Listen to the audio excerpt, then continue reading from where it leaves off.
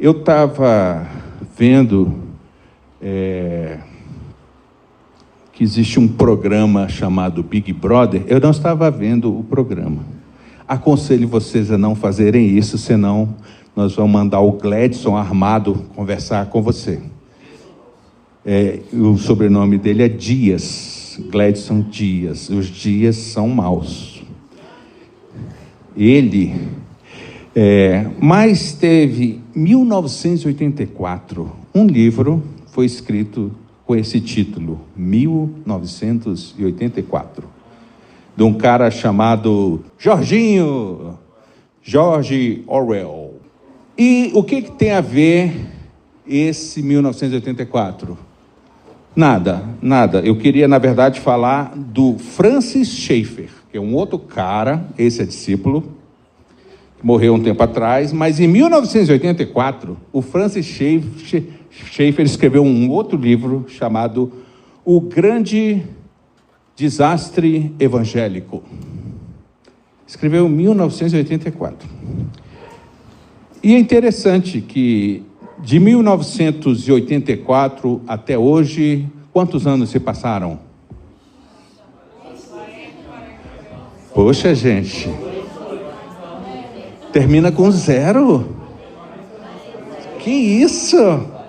Chutaram o balde da matemática mesmo, hein? 40 anos. Tem para alguns aqui é fácil, né? Tem gente que nasceu em 84. Quem nasceu em 84 aqui? Barney? Não.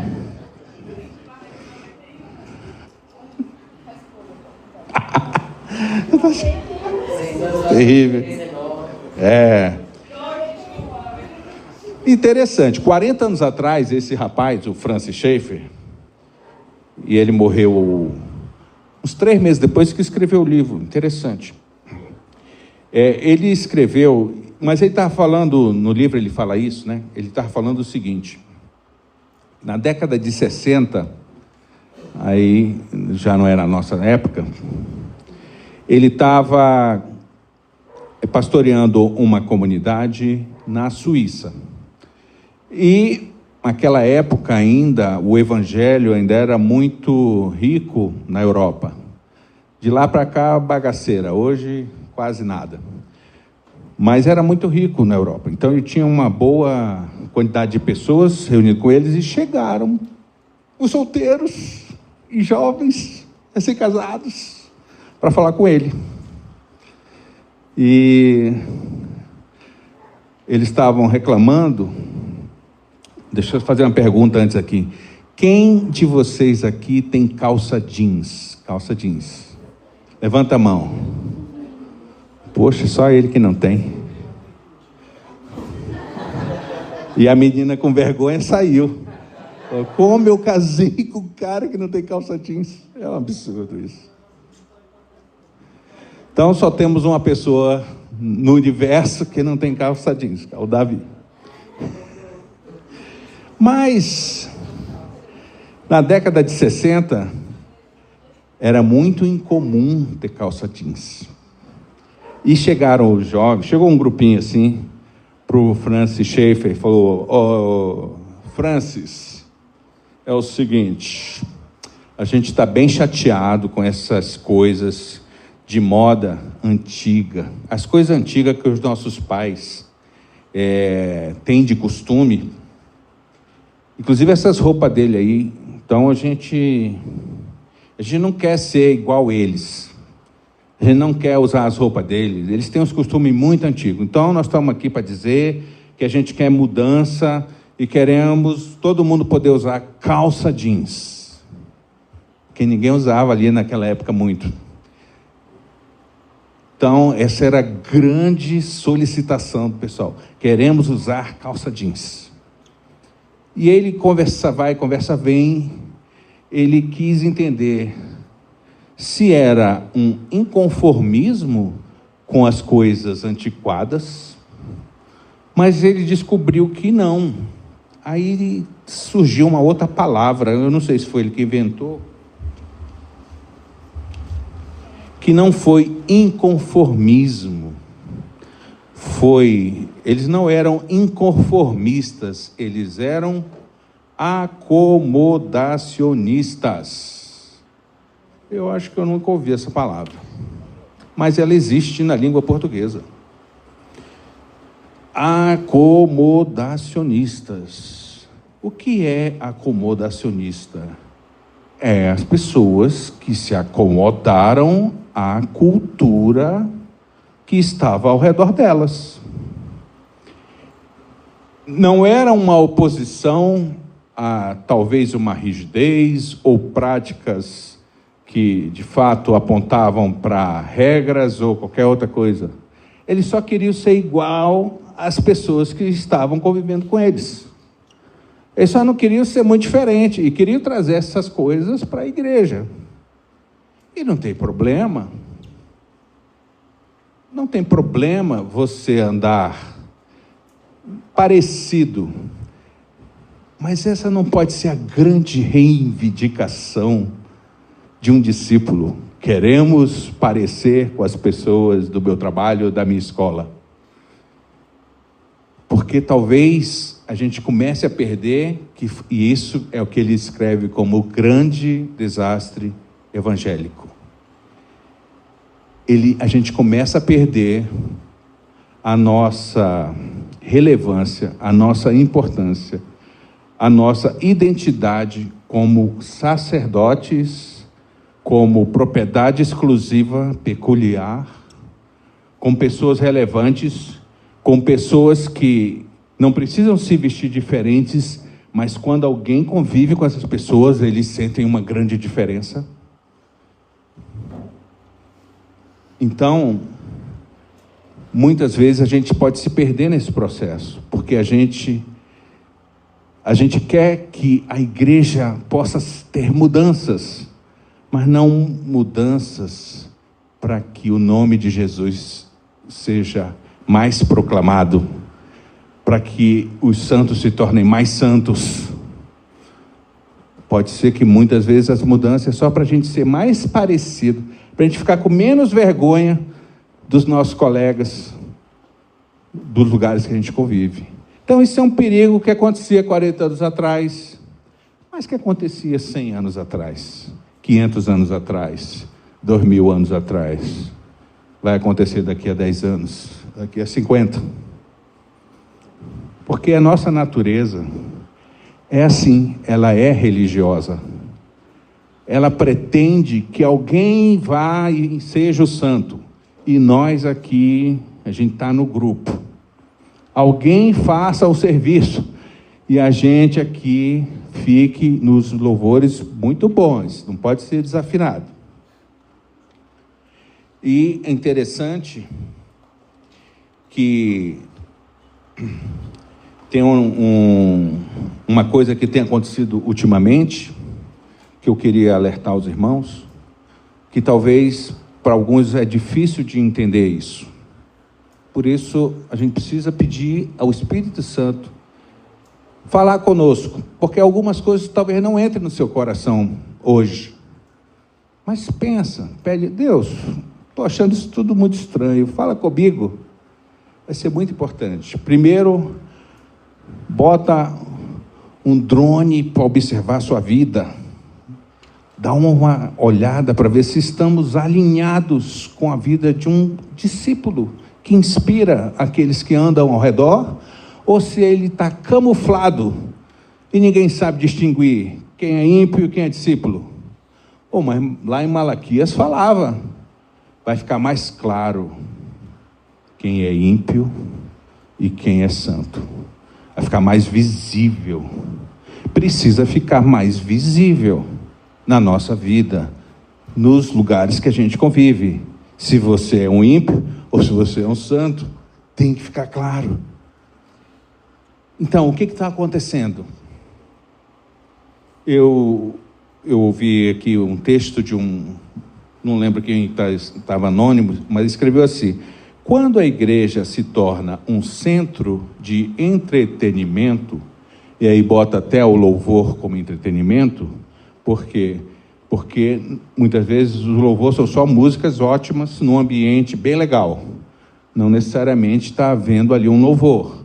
E não necessariamente as pessoas que estão ali ministrando têm uma vida com Deus. E muitas vezes a gente está seguindo essas pessoas que têm um comportamento que o Senhor desaprova. Mas elas cantam bem, elas têm uma banda boa. E acaba virando um grande entretenimento. Quando a igreja se torna um centro de entretenimento, a alfabetização bíblica geralmente se torna uma das primeiras vítimas. O nosso conhecimento da palavra, ele parece que vai diminuindo, a gente vai investindo menos, e o que mais nós queremos é ouvir músicas e que sejam maravilhosas, para a gente curtir a música. E vamos chamar isso de louvor, que aí dá uma aparência legal.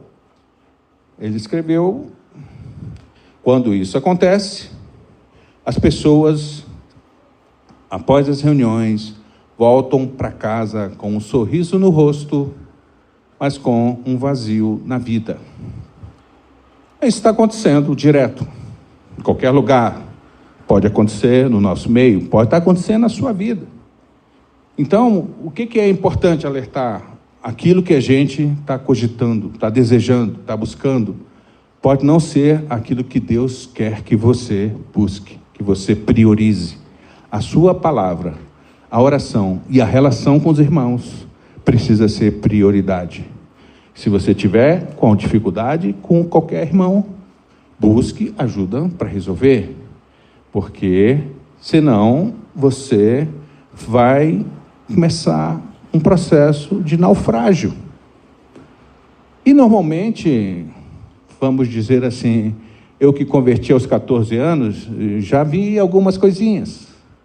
E a gente já viu muita gente que tem um problema na vida, tem algum problema com a igreja, num relacionamento, e aí ela pede para sair. Não tem problema, não prendemos ninguém. A pessoa fica perdida. Não é porque saiu do nosso meio, é porque saiu pelos motivos errados. Se a pessoa está com o coração cheio de fé e Deus está movendo para algo assim que pode ser melhor para aquela pessoa e ela sai em paz com todos e com tudo, aí nós vamos abençoar essa pessoa, tranquilo. Não somos a igreja, somos parte da igreja. Mas muitas vezes a pessoa não resolveu uma determinada situação. Aí ela sai, não vai prosperar a vida enquanto ela não resolver aquilo. Aí vai passar 30 anos, 40 anos, ela vai ficar pingando em 30 lugares, não vai resolver enquanto ela não ajustar aquilo que o Senhor espera. E, amados, olha, tem uns recém-casados aqui, não estou dando recado, porque não é isso, eu orientei quase a maioria de vocês, mas aqueles que um dia pensam em casar, existe uma tentação muito grande quando alguém vai fazer uma cerimônia, lembrando que casamento é uma coisa, cerimônia é outra coisa. Quando alguém vai fazer uma cerimônia, e aí eu peço para não me chamar, porque eu não gosto de fazer cerimônia, porque essas cerimônias são demoradas, tá doido? Tem que ter muita paciência, mas eu vou, se me chamar eu vou, porque tem docinho no final. Mas elas são demoradas, porque tem muita coisa. Muitas entradas, muitas músicas, muitas crianças e uma infinidade. E aí, algumas vezes, sabe qual é a tentação? Não dá para diminuir a palavra. É a tentação. Não é culpa de ninguém, porque realmente é cansativo. Muitas vezes a pessoa fica 1h30, 2 horas lá, e alguém vai falar, 30, 40 minutos. É cansativo, concordo. Mas dá uma olhada se não estamos perdendo uma oportunidade de usar um momento tão especial para tocar vidas. Então, será que a cerimônia que nós queremos que ela seja maravilhosa para tocar as vidas? Ou a palavra de Deus é que seria normalmente maravilhosa para tocar as vidas? Então, antes de cortar a palavra, pensa nessas coisas. Uma tendência também que está acontecendo é as coisas da vida com Deus têm, nos últimos anos, sido muito interpretadas emocionalmente. As emoções estão reinando na maneira como a gente enxerga a relação com Deus e como um discípulo deve viver. Isso não é bom. Isso é uma armadilha. A gente está cada vez mais sensível. Qualquer coisa nos incomoda, nos aborrece, nos entristece, nos desanima. Não é culpa de vocês, mas é um alerta para vocês. Não aceitem essa situação. Não sejam refém. Não achem que a solução para a vida de vocês é fazer uma terapia. Não é. Não é. A solução é Jesus. Continua sendo Jesus. Mesmo que eu faça a terapia. Mas tem que ser Jesus a nossa fonte de cura para qualquer coisa. Não é a terapia. Porque hoje existem várias denominações onde os presbíteros, os pastores, estão fazendo curso de terapeutas. Porque é o que bem interessante tem para acontecer na vida das pessoas. Atender as pessoas, suprir as pessoas. Não! É a palavra. É a palavra. A palavra é que traz cura para nós. Jesus é que traz cura para nós. O que nós temos que aprofundar não é na psicologia. Estou na casa da Eliane. Está gravando aí? Foi mal. É o amor à palavra de Deus. A palavra de Deus nos corações vai transformar a igreja num negócio chamado Gileade. Acho que é esse o nome. Onde há remédio. Onde há bálsamo.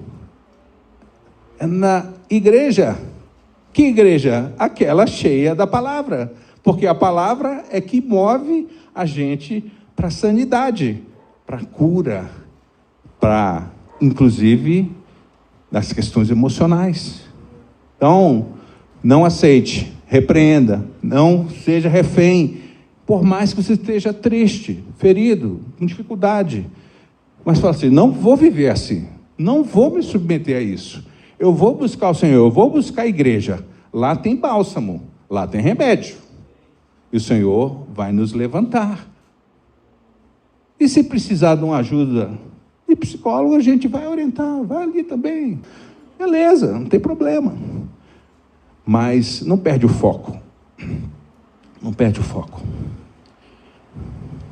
Então, lembram, né? A gente já, de vez em quando, fala, as coisas estão indo cada vez mais para o homem ter suas necessidades atendidas, e tudo é para o homem, pelo homem, como várias vezes na história acontece. Antigamente a gente comia porque tinha fome e comia o que tinha para comer. Hoje a gente come para ter prazer, né? A gente não come qualquer coisa, né? Cadê o Carlos Daniel? A gente não toma qualquer café. É o café do cocô do passarinho que tem que tomar. A gente não gosta de passear em qualquer lugar. Passar lua de mel em Caldas Novas, misericórdia. A gente está ficando sofisticado. Não tem problema nenhum você desfrutar de coisas sofisticadas. Você não pode ficar sofisticado. Você tem que ser simples. Por mais que Deus te coloque entre os reis, seja simples. Você pode desfrutar de coisas altas, mas nunca deixe de ser simples.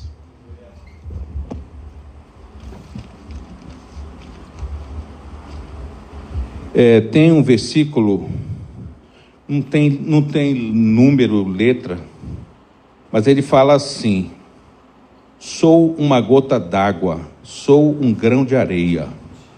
Você me diz que seus pais não o entendem, mas você não entende seus pais. Legião Urbana 3:2, não é isso? Você culpa seus pais por tudo. Isso é um absurdo. São crianças como você. O que você vai ser quando crescer? Não é para chorar com essa música. Isso é só uma música de um cara mundano. Tem uma música para os gagos que eu descobri outro dia, o tal de Catman. Não, Scatman. Scatman. Não é Scatman? I'm Scatman. Pi-pa-pa-para-pó. Eu descobri que o cara que fez essa música era gago. Aí ele cantava a música e não gaguejava. E o cara ficou milionário com essa música. E o nome dele, ele começou a chamar de Scatman, que é o homem gago. E era esse da pi-pa-pa-para-pó. E pega aí, um cara agora fez sucesso com essa música, né? Mas foi um cidadão aí, ficou rico uns 20 anos atrás. Interessante. Mas, voltando aqui ao Legião Urbana, é interessante que a gente precisa, então, observar essas coisas. Não ser refém de tudo aquilo que o mundo está pressionando a gente a ser. Nós precisamos fortalecer os relacionamentos de uma forma muito intensa. E nós queremos e vamos pedir ao Senhor graça para que a gente possa, talvez nos próximos dias, começar a que os irmãos possam ter um compromisso semanal, umas 2, 3 vezes por semana, pelo menos de oração, entre grupinhos de 2 ou 3 ou 4, e aí a gente vai começar a animar vocês a ter um compromissinho de 10, 15 minutos por dia, por videoconferência, por WhatsApp, sei lá o quê, a gente ter algumas práticas, porque nós estamos precisando de intensidade. Nós precisamos botar esses carros para andar. A nossa vida precisa ter um perfume de Cristo mais forte. Não está dando para sentir tão forte, não. Precisamos acelerar, precisamos investir. Então, aquele que tiver coisa a reparar, repare e vamos andando. É igual a ceia. A ceia, eu não vou cear porque eu estou aqui com uma situação de pecado. Não, a Bíblia nunca disse para não cear. Ela diz assim, resolve logo para você cear logo. Porque enquanto você não está ceando, você está ficando mais fraco ainda. Porque a aliança com a igreja e com Jesus nos fortalece. E se a gente não faz isso, nos enfraquece. Mas eu estava lembrando dessa música, que não está na Bíblia, ok? Não está na Bíblia. Porque quando eu comecei a pensar, eu entendi assim, que seria um bom tema da gente falar sobre conflito de gerações, né? Mas na verdade eu entendi que isso existe sempre. E aí, aquela história do Francis Schaeffer, chegou o pessoal mais novo reclamando da vestimenta dos pais, talvez da linguagem.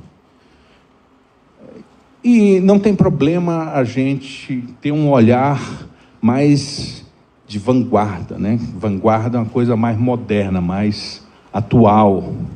Contanto que a gente não esteja querendo ficar parecido com o mundo. Mas a gente queira ter uma linguagem para alcançar o mundo. Por isso até aconselho os irmãos, olha, uma versão boa de estudar a Bíblia é a Nova Almeida atualizada. E uma boa para a gente falar para os outros é a Nova Versão Transformadora. Então, se você usa a NVI, esquece a NVI, que ela tem umas coisas meio chatas. A NVT, que é a Nova Versão Transformadora, é muito melhor para a gente falar. A maneira dela expressar é mais moderna.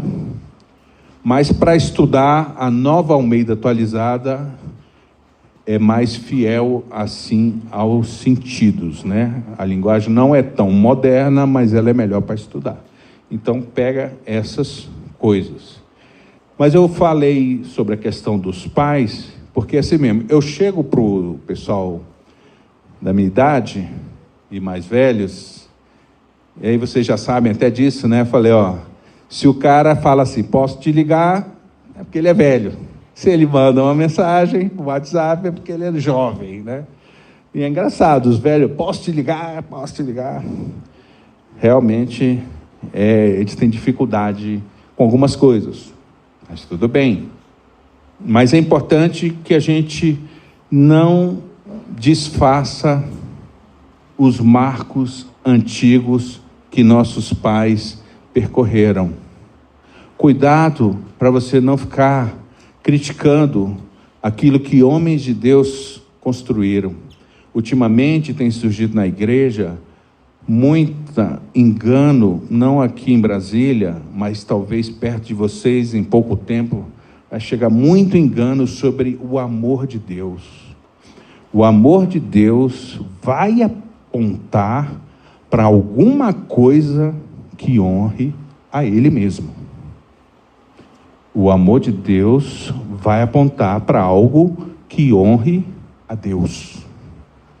Então você não pode falar em amor de Deus em alguma coisa que Deus não se alegra.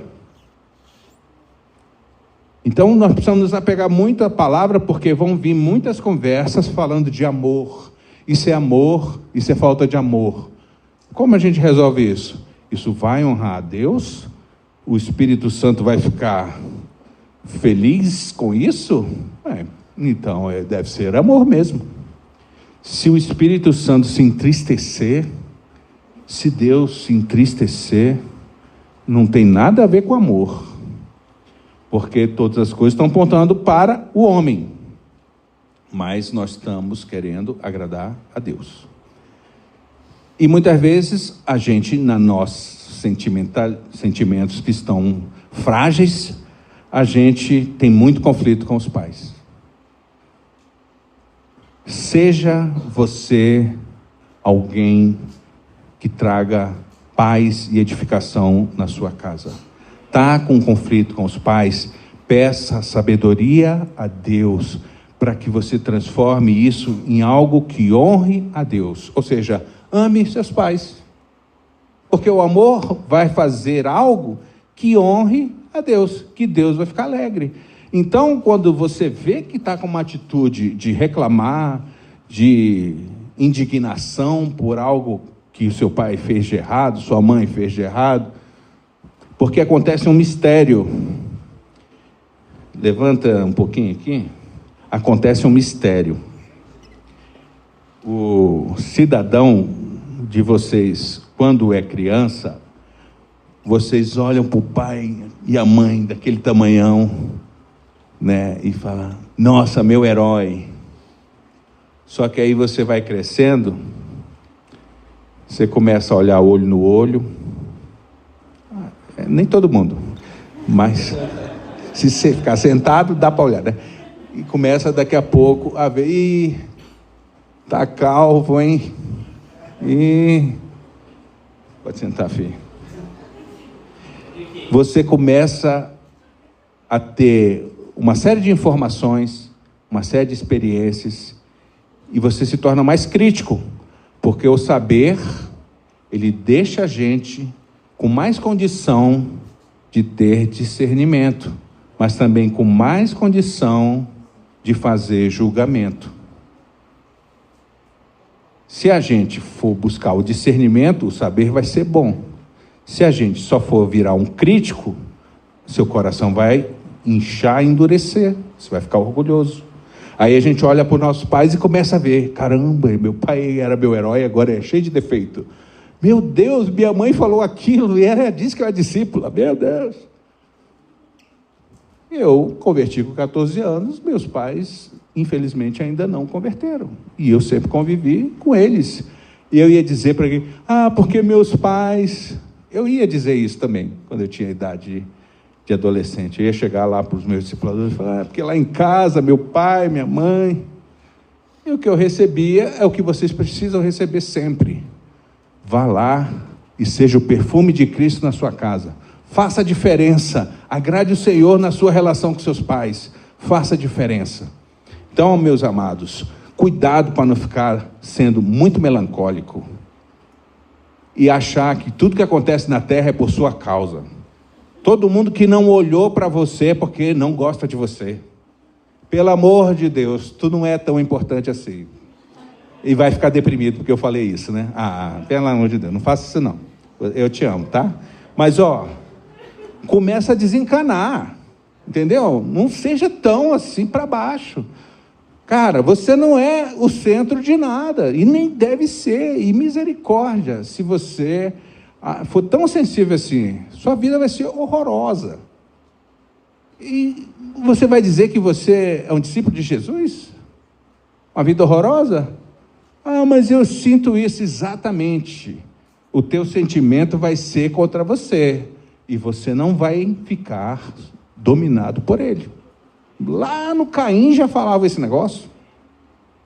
Entende? Então, amados, vamos dar um jeito de dominar aquilo que é da alma. Vamos fortalecer o espírito. Então, uma das coisas importantes é a gente consertar tudo isso aí. Conserta a sua vida, corre atrás de um arrependimento, corre atrás de um caminho de humilhação. Se alguém te ofendeu, sabe o que você vai fazer? Você vai servir essa pessoa. Vai servir essa pessoa, que coisa louca. Trata ela como inimigo. O que é para fazer com o inimigo? Amar o inimigo. Dá comida para ele, dá chá, água, essas coisas, né? É isso? Café especial, paga o almoço para ele, leva uma torta e dá na mão dele, não em outro lugar. Abre aí Isaías 28:16.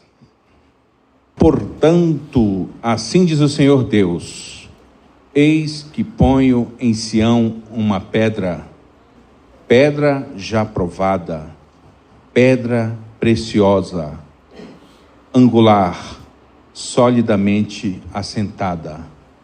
Aquele que crer não foge. Alguém tem essa versão? Só eu mesmo, hein? Aí, achei alguém, ó. Achei alguns. Eu gostei muito dessa versão. Está falando de Jesus, que é pedra angular, mas está falando, aquele que crer não foge. A gente está chamando sempre, o discípulo sempre é chamado para um caminho de humilhação. Cuidado com orgulho. E de autonegação. Cuidado para querer ser o mais importante, o mais amado, desejado por todos, que todo mundo cumprimenta e fica feliz quando te vê. Cuidado, cuidado. O Senhor não nos chamou para sermos tão queridos, mas para darmos a vida pelo próximo, darmos a vida pelos irmãos. Então, meu amado, para você não vai sobrar muita coisa nessa vida, talvez. Talvez sim, talvez não. Não importa o que vai sobrar. Importa o que vai sobrar depois dessa vida. Se você for aprovado ou não. Mas então, tem a humilhação, tem a autonegação, mas tem a coragem. Quando fala que os tímidos não entrarão no reino dos céus, eu queria que vocês pensassem que não é a pessoa que é introvertida, que tem vergonha.